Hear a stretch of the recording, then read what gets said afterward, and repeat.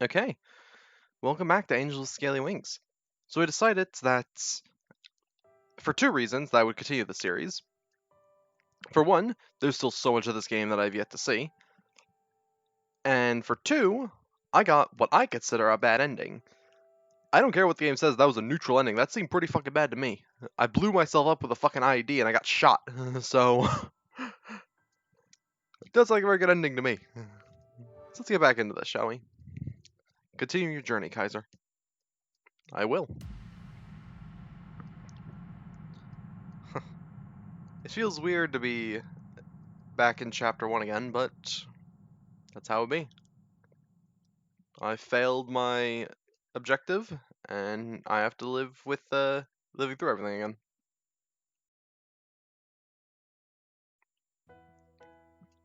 I awoke from uneasy dreams looking at an unfamiliar ceiling. Just for a moment, I wondered where I was before the events of last night came back to me. After a good stretch, I looked around the room illuminated by the sunlight coming in from the window. Outside in the distance, the portal I had emerged from proudly stood on the peak of a small hill. Getting ready, I noticed something lying on the table. It was the note Remy had left for me in case I needed anything, along with his own phone number and work number. There were also some numbers for delivery of food and other necessities, as well as emergency and even janitorial services. He had certainly thought of everything, even though I now had to wonder what a dragon plumber might look like.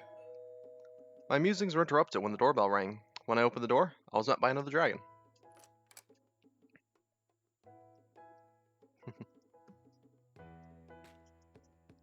Little Sebastian's blushing. Hello, you must be Kaiser. I'm Sebastian, and I'll be your escort, or security, I suppose. Usually I work for the police, though. Nice to meet you. He seemed a lot smaller than Remy, and when he somewhat nervously extended his arm towards me, I noticed he apparently only walked his hind legs, the two forelimbs instead having distinct arms, hands, and fingers. So last time I shook his hand, you know what, this time, I'm gonna kiss his hand. Mwah. When I took his hand into mine, preparing to kiss it, I could feel the individual bumps and scales on his rough skin. Nice to meet you too, Sebastian. So, where are you taking me? Straight to business, eh? We're gonna visit the plant where they're making your generators. They have some news for you, or so I've heard. Reza will be there too. Sounds great. Just follow me. While we walked, I was under the impression we were purposely avoiding the busier parts of town, instead staying towards the edges and small alleys as not garnered too much attention. Even then, we got the occasional stare. Just after a couple of minutes, we arrived at our destination where we were met by Reza, as well as yet another dragon. A vicious-looking beast that didn't stay too close to him. Maverick is a big boy. Goddamn. Yeah, is that like the only size comparison actually in the entire game? I think it might be. Because I don't remember seeing any others. Hey! Reza, long time no see. How true that is. Good to finally see another human face around here. What a coincidence to have you of all people show up. Yeah, guess those degrees aren't so useless after all. By the way, who's your friend? Just my bodyguard, same as yours. Don't bother with him, he doesn't talk much. I bet he'd win in a fight with mine, though. The two dragons exchanged a few words, and as I met the gaze of the larger, tenebrous dragon a few paces from us, Sebastian turned towards us and spoke up again. Hey Kaiser, this is Maverick. Nice to meet you. Yeah, whatever. Just don't expect me to give you any special treatment like everyone else is, and we'll be good. What are you talking about? So you're saying you haven't noticed the stairs and how they all treat you like you're the next messiah or something? No, I just thought... We're not the ones making a big deal out of this, you are. We're just here to get what we agreed on and then we'll be gone. If anything, I'd actually prefer if you left us alone. But you're the one who insists on following me around wherever I go. A growl escaped the darker dragon's trembling lips as he bared his teeth at Reza. Alright, that's quite enough. Let's all go inside already, shall we? After you. The crisis was quickly averted as we entered the building, which was characterized by its many floors, high ceilings, and long, narrow hallways, as Sebastian led us to our destination. There you are. I was waiting for you.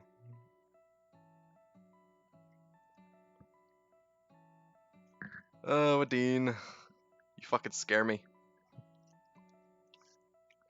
Wait a minute. I thought we were going to meet the guys for production. What are you doing here? They're only coming in later today, so you'll just have to make do with me. I see.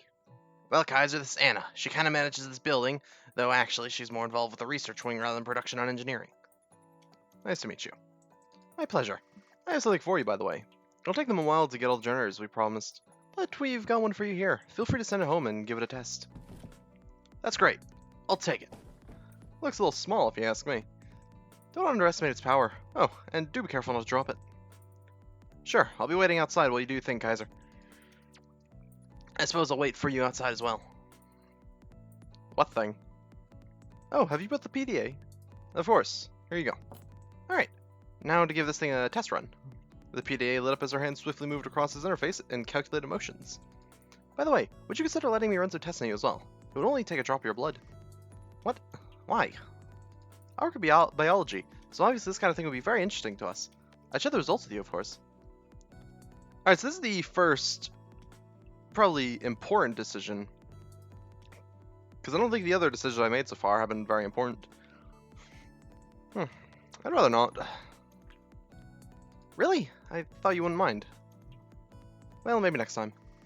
Looks like your PDA is good, by the way, so we're just about done here. And since we're both in biology, it could be interesting if you want to meet me some other time as well. Here's my number. Alright. See you soon.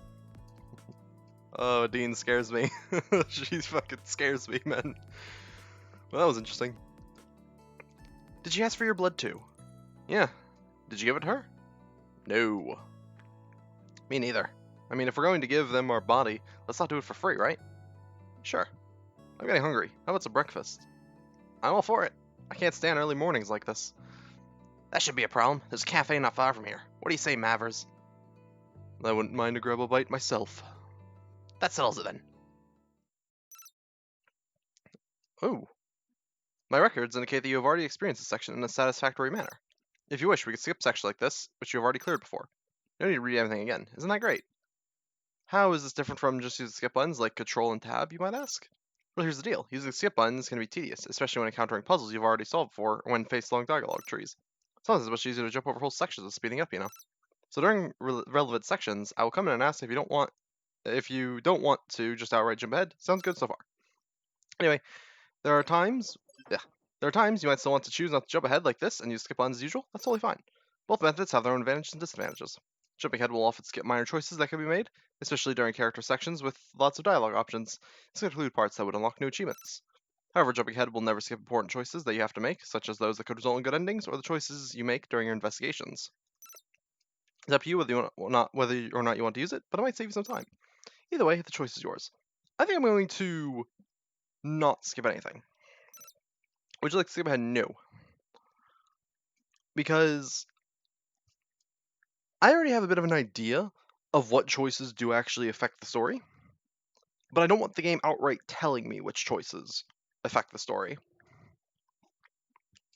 So, yeah, no, don't skip ahead. As you wish. Oh, what the hell was that? Alright. Yeah, no, don't skip ahead. As you wish. Luckily for us, the cafe was mostly empty when we arrived, as it was still pretty early in the day. Reza was quick to lead me to a table for two, prompting the dragons to get one on their own on the other side of the restaurant. Ugh, finally! I can't stand that guy being on my tail all the damn time.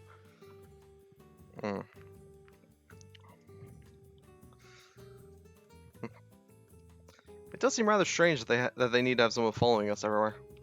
Yeah, I'm not buying their shtick about it keeping us safe. We were approached by an individual who appeared to be the waitress of the cafe. She was an interesting-looking dragon who, unlike the others I had seen so far, was more akin to a wyvern, possessing two rather large wings as her forelimbs, which resembled those of an oversized bat. Oh, it's the humans!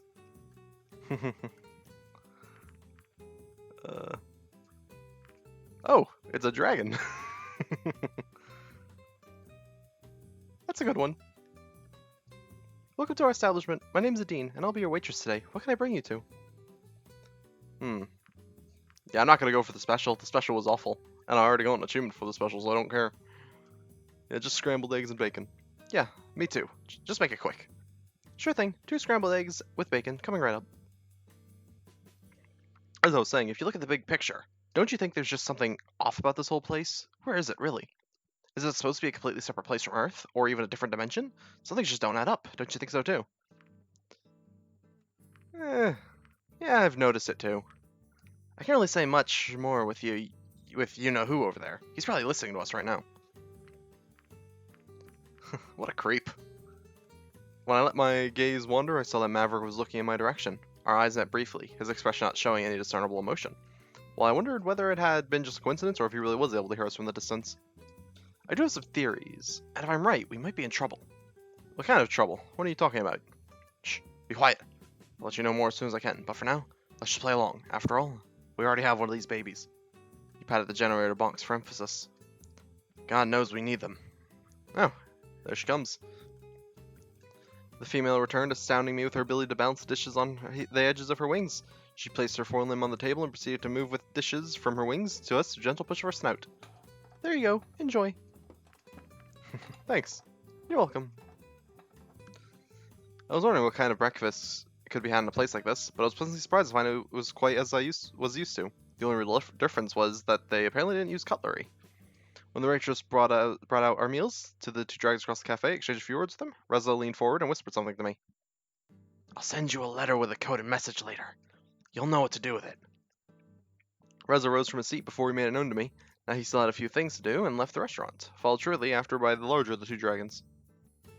Later, I was in a hurry, so I spent a few more minutes in contemplation while I looked out the window and finished my breakfast.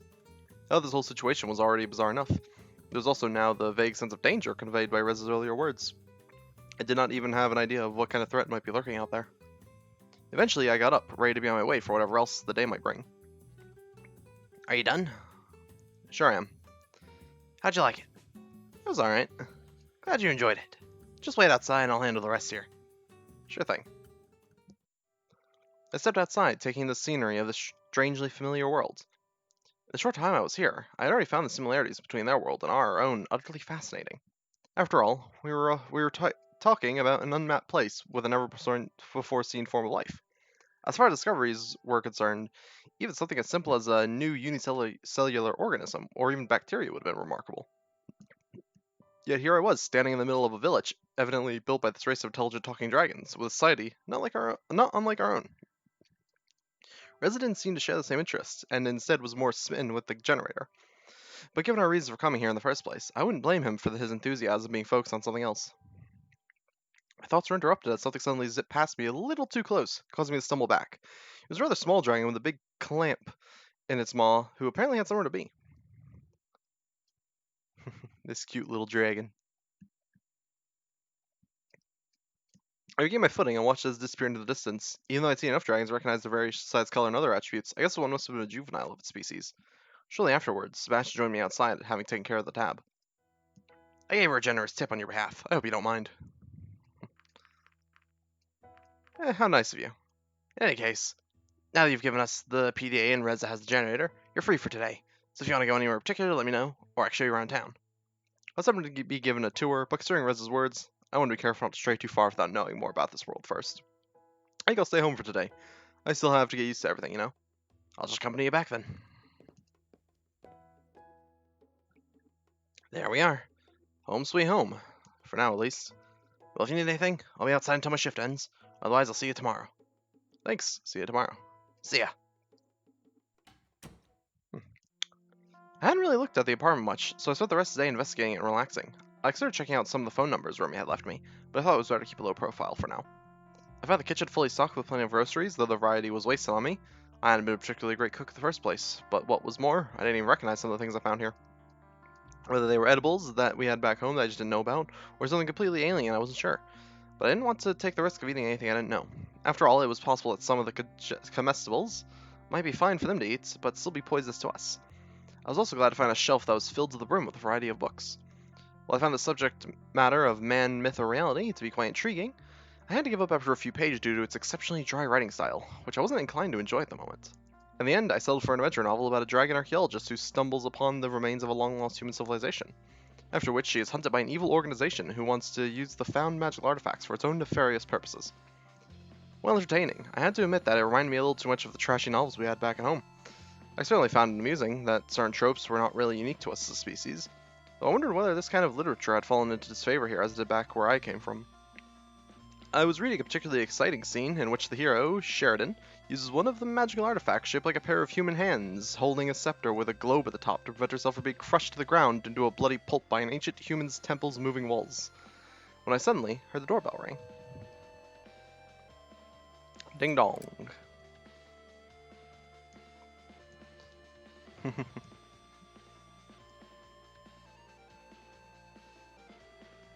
I love these, like, just full body bits. They're great. Oh there, would you please sign here? I'm not signing away my rights with this, am I? I've got a letter for you that requires signature confirmation. I see. Looking over the clipboard the small dragon was holding up to me, I saw that the sender of the letter in question was Reza. There you go. I'm Lauren, by the way. Would you mind if I ask you a few questions? What is this about? I'm just making small talk. Wait a minute. I recognize you. You tried to do the same thing with Reza. Maybe I should report you to your superiors for your inappropriate behavior towards your clients. But it's important, please. Just let me talk to Kaiser for a few minutes. You know how it is. If you want an interview with one of the humans, you'll have to get permission from the proper authorities. Help me out here, Kaiser. As an ambassador, you care about the accurate portrayal of humans in the media, don't you? Then you should talk to me. Otherwise, someone else will fill in the blanks, and who knows what they'll come up with. Let me show you something. The small dragon opened his bag, rummaging through a number of letters and small packages. Huh, I think I lost it. Anyway, I wanted to show you some pictures of what people think humans look like. On some of them, they have like 4 heads and look nothing like you. It's crazy. What are you, Lorm? A reporter? No, I'm just... You want me to remove him, Kaiser? Is what he's saying true? Yeah, I guess. I see. That sounds pretty interesting, though. Alright, you can leave your number here and maybe I'll call you later. But that's all I can promise. Thank you. Thank you so much. He quickly produced a small sheet of paper and scribbled his number on it. Afterwards, he sheepishly presented it with both hands. Alright, you got what you wanted. Off you go now.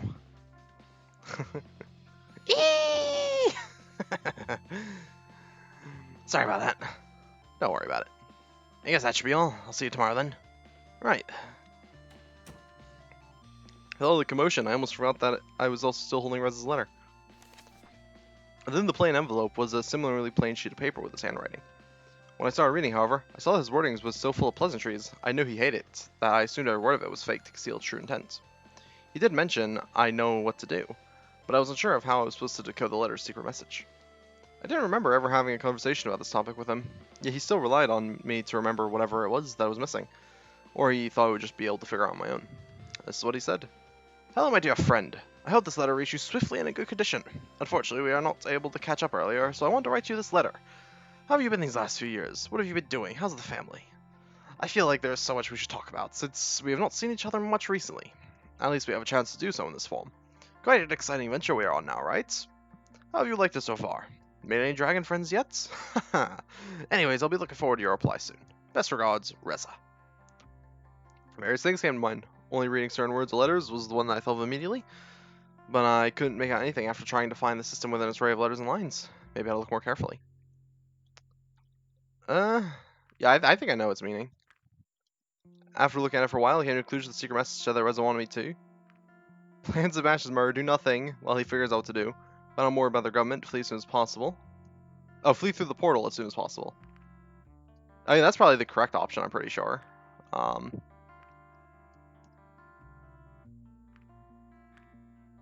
Yeah, I'm pretty sure it's the flee through the portal option. Although I could also look at some of the other hints, because I did get an achievement in this part. I don't know if there would be multiple achievements in this one part, but there might be. So I am kind of tempted to like look around, see like if I can find any other cool stuff, but no, let's just like do this. No, that's not it. Really?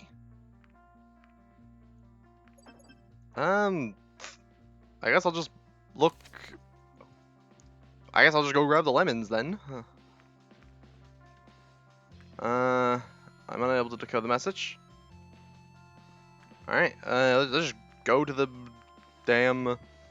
Actually, no, let's look around, actually. The bookshelf is stocked with quite a variety of books, different topics. Look at individual book. Maybe it's something to do with the books. The shelf is full of them, but I suppose the hint could be hidden inside one of them. Oh boy. There are a lot of books here. I suppose I could read through these if I wanted to, but... I don't know if I do, to be honest. That's a lot of books. Let's read one of them. Ooh. I was so young and naive back then. Barely having reached the age at which the arduous process of finding a mate, settling down, and starting a family became expected. Yet none of my peers interested in myself. They were childless and crude and uncultured. I was lost in a sea of uncertainty, drifting, hoping to be found one day. And then I did. How fast time flies when you're happy. I can't believe this was just 2 weeks ago. 2 weeks ago I found the one, my truest soulmate there could ever be. Like a wrecking ball, he came out of nothing, breaking all the barriers and entered my life. 2 weeks ago I was nothing. Today, I am the happiest dragon alive. Who knew that out of all the people alive, it only took the right one to write life itself? Who knew that to meet the perfect one, the only thing you needed was... I don't think there's anything in here. And who let and who let this mess ever get to print? Sheesh. Let's go grab the lemon. To the kitchen. Was the lemon in the fridge or the pantry? I don't remember. Oh, fuck. Ah! Yeah, fruits and veggies. Let's look at the lemon. We'll look at other stuff. Nah, let's continue on. Lemons! Lemons! Lemons! Of course, why didn't I realize it sooner? Lemon juice is one of the simplest ways to write a hidden message using household items. We learned about that in chemistry. It was the most boring detail, of course. Message written in lemon juice on paper becomes just about invisible to naked eye when dried. But after heating it up gently, oxidation occurs, making the message visible. I was sitting next to him in class when we learned that. He made a joke about using the method to cheat on the next test, and I replied by saying he'd have to bring in iron. Had he really expected me to remember a random chemistry class that happened years ago? But then, I did remember it after all. Meet me at the portal tonight, 10 p.m., was all the message said. I wasted a good amount of time, but I still had some left before I had to go out to meet Reza, so I decided to make some lunch. Afterwards, I resumed reading my book about the continuing adventures of Sheridan and her exploits in destroying cultural artifacts. Unsurprisingly, I came to a happy end, with the evil organization stopped in its tracks, at least for now. I thought the ending was deliberately left open for ambiguity, but when I turned the page and saw an advertisement for the next entry in this apparently long-running series of books, I realized all that had just been a ploy to set up an inevitable sequel. Luckily, the disappointment didn't last long, as I had to go meet Reza at the portal. When I got outside, it didn't seem quite as dark as it was when I arrived yesterday. I might have had difficulties finding my way otherwise, but I could still see the portal in the distance. As I was walking, I wondered if anybody was following me, but the land seemed oddly deserted. Was everyone already asleep? There's the portal. Eventually I arrived at my destination. Reza was already standing idly by the portal, his fidgeting making it obvious that he was just waiting for me. I was wondering whether you'd get here at all. Yes, I did. Wonder what a full night it is. Just look up at the stars. You can see them so clearly here, without all the pollution lingering in the air like back home. Almost as if we're looking right into the face of eternity itself. For so long, humanity thought we'd find aliens out there. Yet after all these years, we found we were still alone in the universe. Turns out we're not just looking in the right place. What's going on, Reza? Why'd you call me here at this time? For one, because we're sending the generator home. Right before I was sent here, they told me they would limit the use of the portal as they couldn't afford to keep it open all the time. In order to keep in contact with us and to enable us to send things over to them, the portal will be open for just a quarter of an hour each day. Sending something back home wasn't really problematic for us, since the high energy expenditure associated with sending bigger objects only affected the sender, not the receiver. However, this also meant that until all business work concluded in regards to our trade with the PDAs and generators, we were basically stuck here. As for the other, do you know what this place is? You said something about trouble. How much danger are we in, really? More than enough, I'm afraid. This whole place will be gone soon, and we better not be here when that happens. Yeah, I know. You do? Well, then you know what we've got to do, right? Yeah. How did you find out? It took me quite a while, but maybe we could compare notes and make sure we're right. While he was speaking, my gaze wandered and fixed on the movement nearby. It was hard to make out anything, but I imagined it might just have been the wind blowing through the nearby shrubbery, except for the fact that there was no wind. Reza. This might take a while to explain, but we've got the whole night. Reza, look. He turned around to face what I was seeing. He squinted hard before he called out. You! How dare you follow me, even here? The disturbance came closer, until it became clear that it was Maverick, who had hidden nearby to listen in on our conversation. I knew you were up to no good. What were you talking about? What are you planning here? Some kind of an attack? Wait a minute. There's no reason for...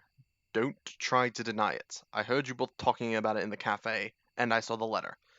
You think I couldn't smell the lemon on it? Pathetic. You'll have to come with me to the police station now. Both of you. Come on. I think you're overreacting. Reza, what are you doing?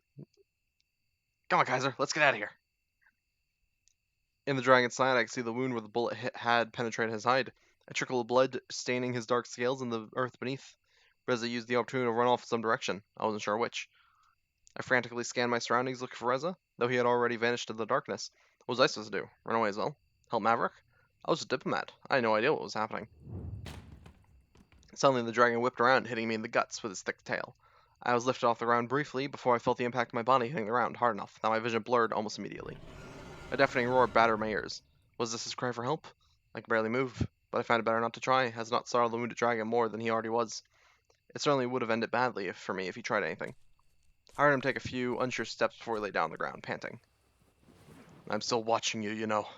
You better not move, for your own good. If I have to get up again and come after you in this condition, I can't promise you I won't be nice.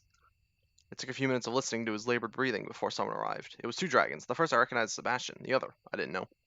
I heard Sebastian and Maverick exchange a few words when the stocky fellow approached me. Oh, he's a big boy. Big, thick boy. Hey, kid. You alright? Yeah, I think I'm alright. I'm Bryce, the chief of police in this town. Can you tell me what happened? Uh, Maverick followed us here and tried to apprehend us. Is that so? His face was stern and seemingly lost in thought as I overheard Sebastian's conversation. Yeah, but you're a flyer on duty. We probably won't find him now. Not here in the darkness, at any rate. Well, that's just brilliant. What do you think, Chief? Kaiser, can you walk? Yeah, I think so. Alright, Sebastian, take Kaiser to the apartment. Get us some help here from Maverick, and then we'll look for Reza. Right on it. Come on, Kaiser, I'll help you up. I was still shaken up by the events I had just witnessed when I arrived at my apartment. Not knowing anything better to do, I soon fell into a deep slumber.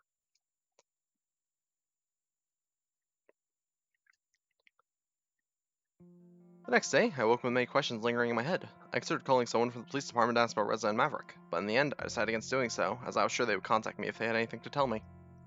I knew it was no use worrying about it for now, so I settled for starting another book. Ding dong. It didn't take very long, though, before the doorbell rang. Did Bryce's chief of police take it upon himself to escort me today? Oh, it's you again. Are you surprised? No, but I guess that means bad news. Afraid so. How are you holding up? Better than yesterday, that's for sure. Let's go for a walk then, shall we? Sure. This time I was taking a long different route than yesterday, and I was quite sure there was more to this than just taking a walk. I'll just go ahead and guess you didn't find Reza? Yeah. We hoped he would have come back on his own by now. Do you have any idea what he might be? Maybe he mentioned some sort of place in particular that holds some meaning to him. No, not really. We didn't get a chance to talk much at all yesterday before. There's that too. I have no idea why Reza would have done anything like that. I had the impression that they weren't very fond of each other, but this... How is he, by the way? Oh, Maverick is doing fine. But there is plenty of blame to go around. You're right, they didn't particularly like each other. In his statement, Maverick says he suspected Reza of planning some sort of attack. Do you know anything about that? No, he only told me something was going to happen, not that he was planning anything. At least that's the impression I got. He's suspecting you too, by the way. That you both planned this all from the beginning. No, that wouldn't make sense. Actually, none of this make any sense. Why would we go through all the lengths of our agreement only to jeopardize it by doing something like this? You even already have our PDAs, and we don't have much to show for it yet. If we had any nefarious plans, this wouldn't have been a very good idea. You have a good point. I believe you. But from our side, we only have Maverick's word on the whole matter. After all, he was the only one who spent most of the time with Reza since he arrived here. But even then, I didn't really have any reason to follow you yesterday, and his behavior was completely out of line. I'm just glad you came out fine. If he wasn't on mandatory sick leave, he would be suspended right now. We'll have to wait until this whole thing is over before we decide what to do with him. I can assure you, this won't be taken lightly.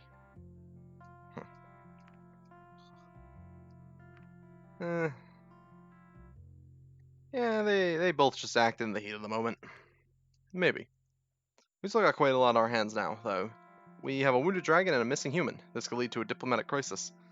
Maybe Reza will show up as soon, and we can get all of this behind us. I hope so too.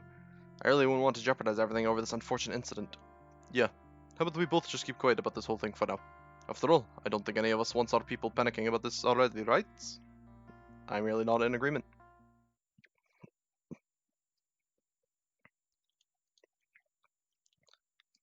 Alright, Let's go a little bit longer.